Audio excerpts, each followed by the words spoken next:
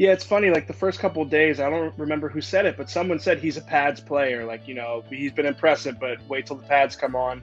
And I think that that's bared out. I mean, the last couple of practices, you really start to see how physically imposing he is. And, today the offense didn't have a great day, but AJ Brown had a really good day. And I think there's going to be cases where that's the case in the season, where it's like, the offense can't really get anything going. But I mean, you get AJ Brown the ball on a slant route with a safety to beat, he can turn that into an explosive play all by himself. Yep.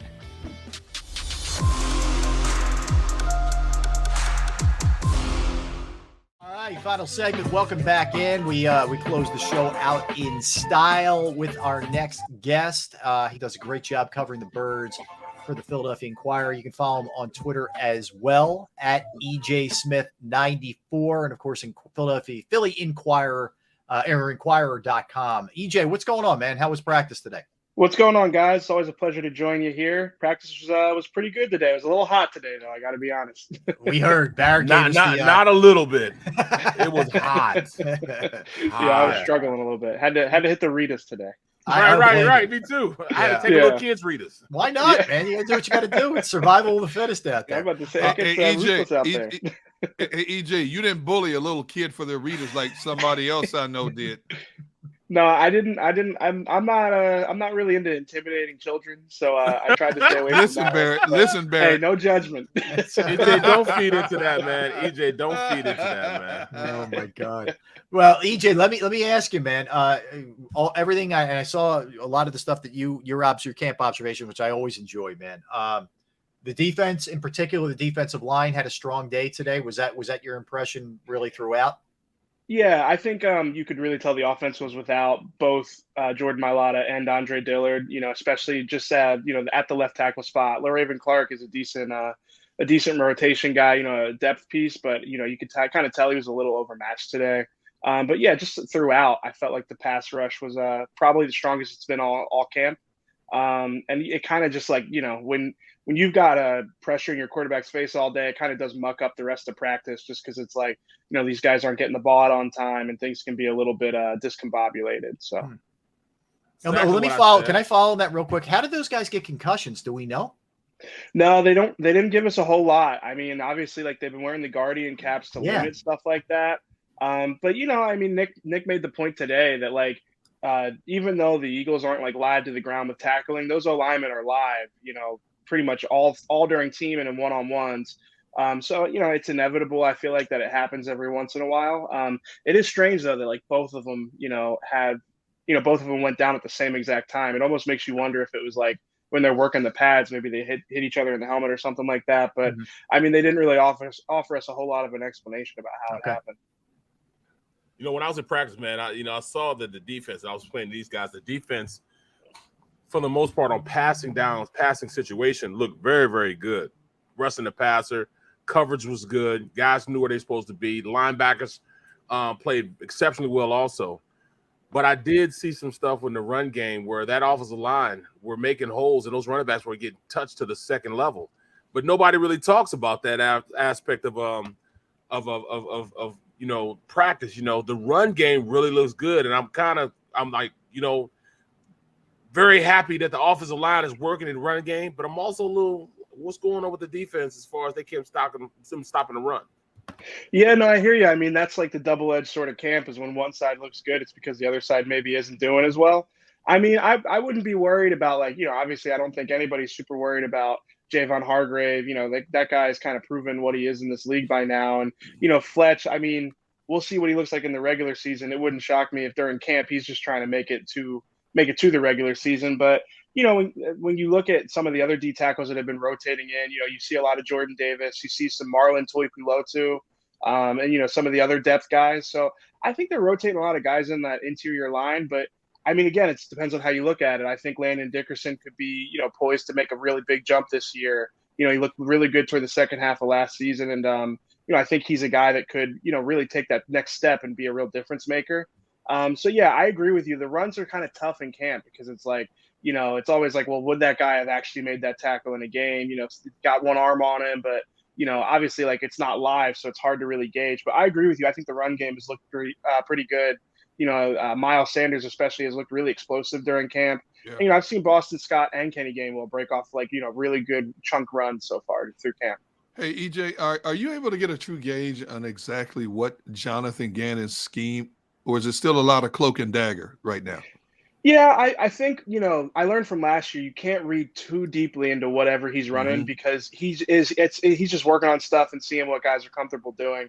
The first couple of days of camp, you see Hassan Reddick dropping in coverage a whole lot, and it's like, wait a second, like you don't pay that guy all that money to chase tight ends. You want him chasing quarterbacks.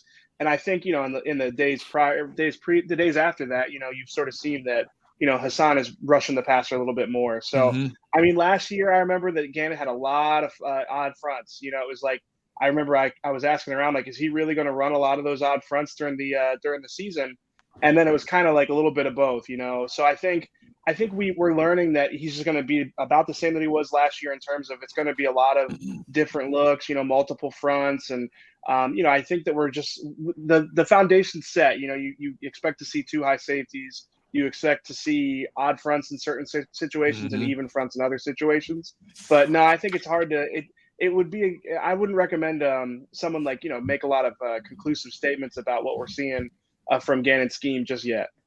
EJ, correct me if I'm wrong. I mean, look, obviously there's a high level of excitement for AJ Brown. And it seems like virtually every day he's given you even more reason to be excited. I mean, it just looks like this guy is balls to the wall every drill and all in and playing really well and probably setting a great example for the younger guys as well. Just give me your impressions of him so far up close and personal.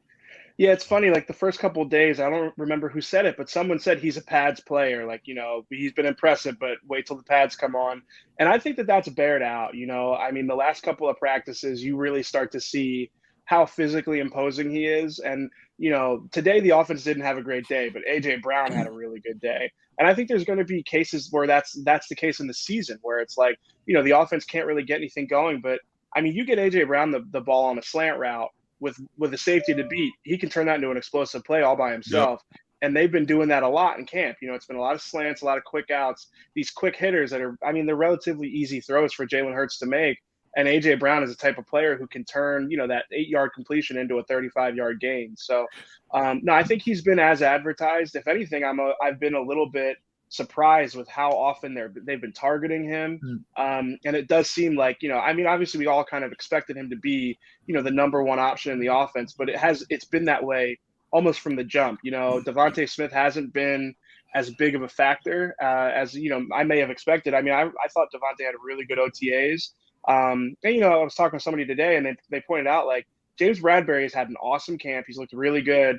And Devontae had some trouble with Bradberry in the regular season last year. So, that's a tough matchup for him. And I think that, again, like AJ is the type of guy that might be a little bit less matchup dependent this year, and again, might be the guy who kind of carries the offense through some dry spells.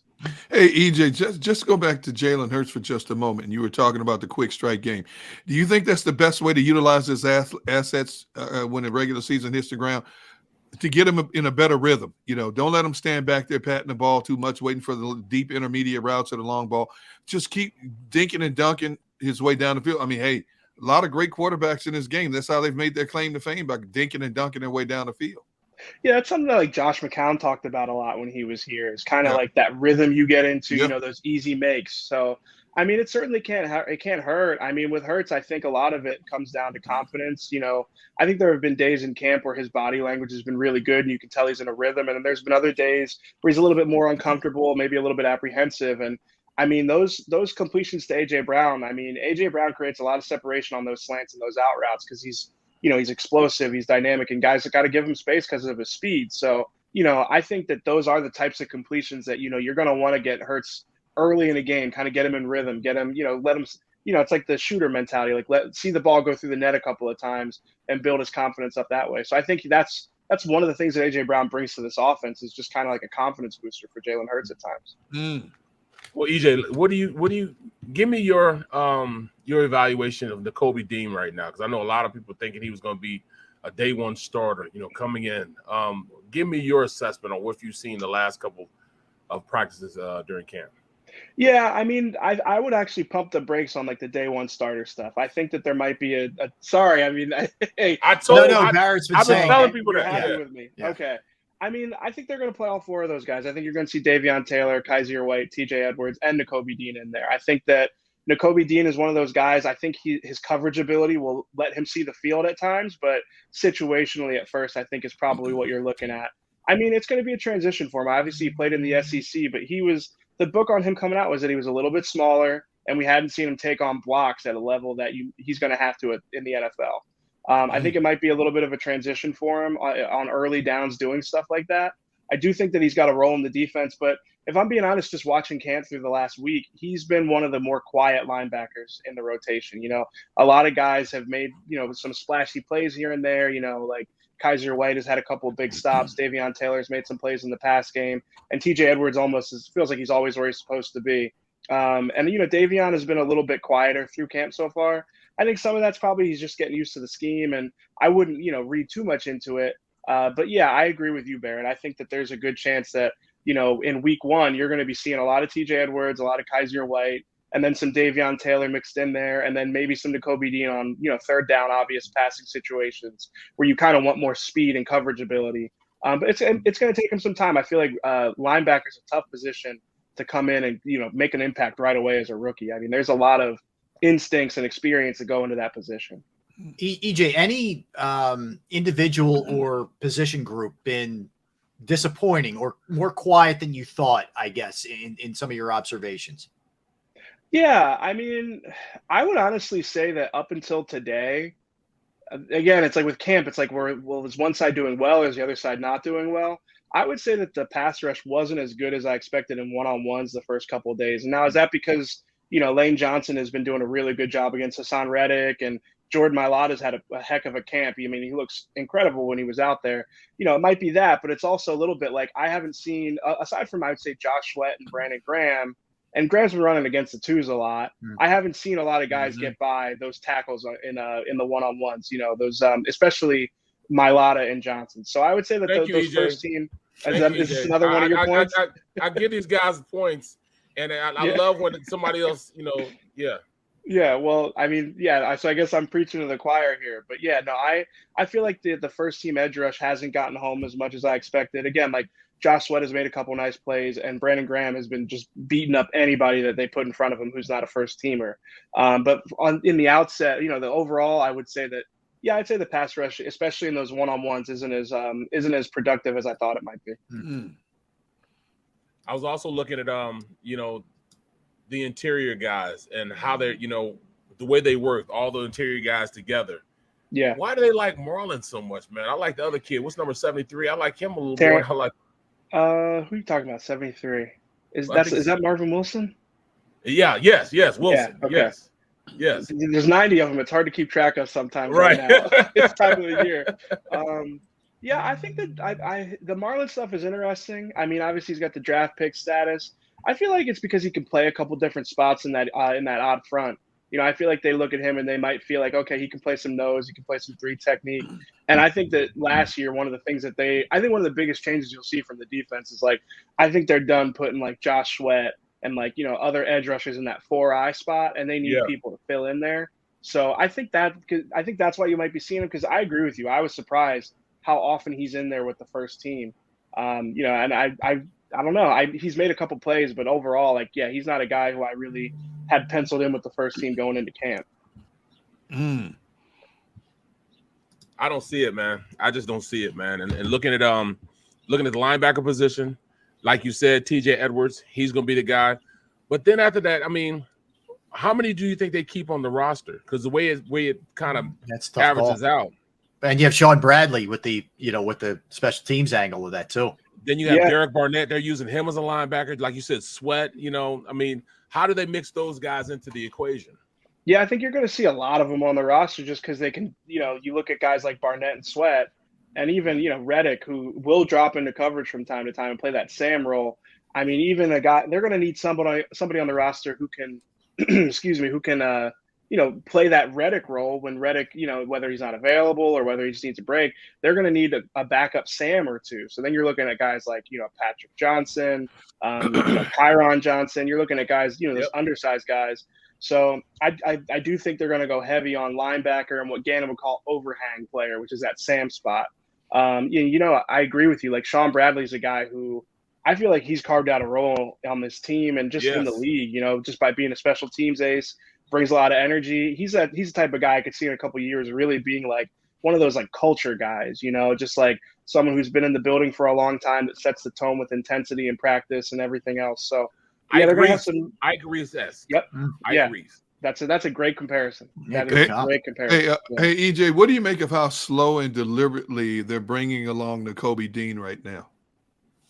I mean, I think they're working him into the rotation. And I think, some of this is if he's making enough plays, then they won't have a choice but to put him on the field. So, right. I mean, it does seem like they want him to, focus a little bit less on that learning both spots and just kind of learn one spot at a time a little bit more than I thought they have done in the past with some guys. But I don't think that it's any reason to like sound the alarm. I just think, again, like he just hasn't made a lot of splashy plays yet. And I don't think that he's gotten them. I don't think he's put them in a position where it's like, he's got to play, we've got to get him on the field. I think that, especially with the way this defense is, I think that Gannon likes these guys who kind of know where they're supposed to be. And that's TJ Edwards and Kaiser White right now. So I think he's just valuing their experience. EJ, let me ask you about the running game. We all know it was the most effective in the league last year. They rushed for over 2,700 yards, 550 attempts. How dramatically different do you think that's going to look in terms of attempts, in terms of, we know it's something they had to turn to almost last year with just the way the offense was situated, but there is an A.J. Brown now. You hope that with the development of Hurts and Smith, et cetera, how different do you think it's going to look this year compared to last? Yeah, I think it will look different. I mean, I think that they're going to do what they need to win games. And if Hurts hasn't taken the steps that they want him to have taken, then they're going to have to go back to it. And they'll always have that to lean on. As long as this offensive line is as dominant as it was last year, they're going to be able to run the ball. But I do think that there's not only a facet of this that's like, we don't want to, it's like, obviously they'll win games however they can, but I think that everybody knows that they're going to have to be more balanced and more multiple to win games, especially meaningful games. So I think that the addition of A.J. Brown gives them, like I mentioned earlier, the chance to have easier completions. Some of these, short, quick hitters that can get you 5 or 6 yards. I think you might see more of those on early downs than you did last year. And I do think that, like, if we look up at week 9 or week 10 and they're still one of the teams that in neutral situations where passing and, running are as equal, whatever, it's like they could really go either way, second and medium, third and short, stuff like that.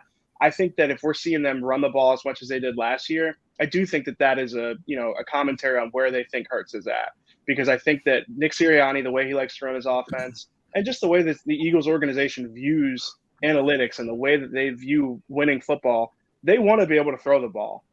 So I expect it to look like it did last year, maybe even a little bit more, downfield passing instead of, options and RPOs and stuff like that.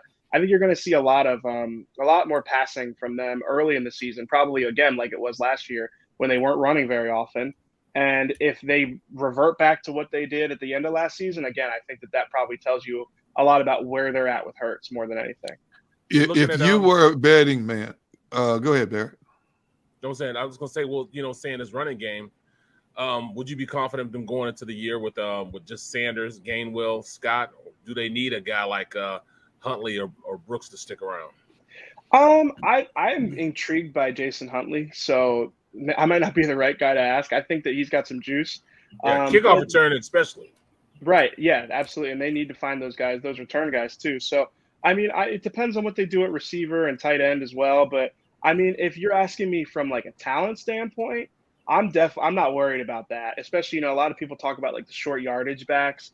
I mean, the Eagles didn't have problems in the red zone last year. A big part of that's Hurts. Hurts' ability in the run game, especially short yardage situations.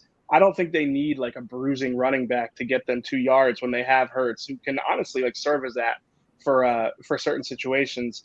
And, I don't think if they go late and only have 3 backs on the roster to start, that wouldn't alarm me. I think that, the running backs are easy enough to pull off the practice squad or find guys like, Jordan Howard's always going to be out there ready to make his return once again. So, I mean, I feel like the way you can handle that position with free agents and practice squad, they might go light there. Cause I think, when I think about it, it's like, I could see them going heavy at receiver. I could see them, adding, I think that they could go heavy at tight end. So, and obviously we know they're going to go heavy on offensive line. So running back might be the spot where they go light. And if they do, I think that they'll have ways to kind of maneuver around that. If you were a betting man, would you bet money on Miles Sanders being here beyond this season based on the fact we know how much this organization de-emphasizes that position? It's tough to say. I mean, it really is going to depend on his market. Now, if he has a 1,000-yard season this year and hits free agency and that he's got suitors, then yeah, I don't think he'll be back next year. I think because I don't think the Eagles are going to pay like top market value for a running back. I mean, I think that there's enough like Ravens influence in this front office by now to kind of look at what they've always done and kind of apply it to the Eagles. And that philosophy is like you draft them, day two or or late day one, and you use them up for 4 years, and then you let them sign a big contract somewhere else. You don't sign running backs to second contracts. So the way I see Miles coming back is if even if he has a good or but maybe not great year and his market's not great, I could see the Eagles saying, well, we'll sign you to a 1 or a 2 year deal, bring you back just because, I do think that Miles is a talented back. But yeah, if there's like a competitive market, I have a hard time seeing the Eagles paying at the top of that market for any running back. Right. EJ, the age-old question in terms of practice. I know they're off tomorrow. They have the open practice coming up, Sunday? It's on Sunday, yeah. Yeah. And today was longer than most have been thus far. Do you feel like it's enough? It's always the argument against efficiency versus, trying to get these guys off their feet, et cetera, et cetera. Where do you fall on all this? Because I know it's controversial for some old school folks and others believe in it, et cetera. Yeah, I guess it depends on what you're looking for. I don't think that the Eagles are going to lose a game week 1 because of their practice schedule, especially because when you're out there, you see they run an efficient, fast-paced practice. They get a lot of team reps in, and they get a lot of individual work, a lot of 7-on-7s. They fill up their time, and the way they fill up their time is the 1s and the 2s run a lot of reps. Now, is it enough in 2 or 3 years? Are we going to have the same, are we going to be having the same conversations about practice squad guys coming along and, guys like Marcus Epps, Greg Ward, these guys who, started as practice squad, started as undrafted free agents or waiver wire pickups. And all of a sudden, oh man, these guys are real contributors on low cost deals because the Eagles just developed them. I'm not sure if they're going to have as many of those guys in a couple of years because of the fact that the ones that really pay with this shortened practice schedule are those guys, the guys who kind of need the reps, need the practice. The Eagles have it's like 10 or 13 corners on the roster right now. Those guys don't get many reps, Carson Strong is the 4th quarterback in camp. He doesn't get team reps every day. So those are the guys who I think really, kind of lose out because the Eagles have this shortened practice schedule, more walkthroughs and stuff like that. Now, I'm sure there are ways that they can overcome it. And, some guys will probably still, make a living in this league, even though they didn't necessarily have that practice time. But I don't think it'll impact the way that the Eagles look week 1 as much as some people do, just because I think that, I watch these guys practice every day. They fill it up. They get a lot done. I think that a lot of them realize the value of the walkthroughs and they get something out of that time. So I don't think that they're not practicing enough, and I don't think it's going to have an impact on their win-loss record. But I do think that it might have an impact down the road on how they develop young players, just because of the limited practice time. EJ, tell me what you're saying on this Carson Strong. Everybody's enamored with this guy. I mean, he has a big league arm, but obviously he's a stationary target because of multiple knee injuries. What have you seen from him in camp? Because people constantly ask about him.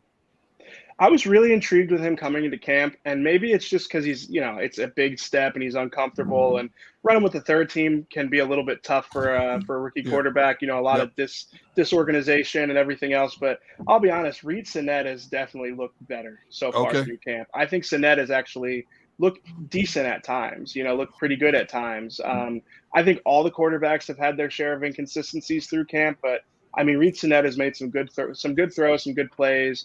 I'm still waiting to see it from Carson Strong. Even the big arm, he's been short on a couple of deep passes, which is weird because I watched him at the Senior Bowl. I know what kind of arm he has. So I think it's probably a little bit of just like discomfort right now with him, just like not really knowing where everything's supposed to be and everything else. But yeah, I'm still kind of waiting to see something from him. EJ, we appreciate it, man. Thank you, brother. Thanks for hopping on today. Always. And we, always your insight is always valued here, man. So keep up the good work. Follow him on Twitter at EJSmith94, and of course, Inquirer.com. EJ, thanks, man. Appreciate you. Appreciate it, bro. Yeah, man. Take care, bro. All right, you got it. Yeah, he was there today with Barrett in the heat, checking it all out. All right, so tomorrow we're gonna have Marvin Gunn. I didn't think I'd be saying that at the end. Whatever. Yeah, we whatever. will be having Derek Marvin. Since we got over 200 likes. Good work. Yeah, whatever. Guys, today. We appreciate that. Of course, we appreciate all of you in the chat section. Yeah, that's right. And all of you. Barrett's loving this, man. What's going on? You guys are unbelievable. Say you will.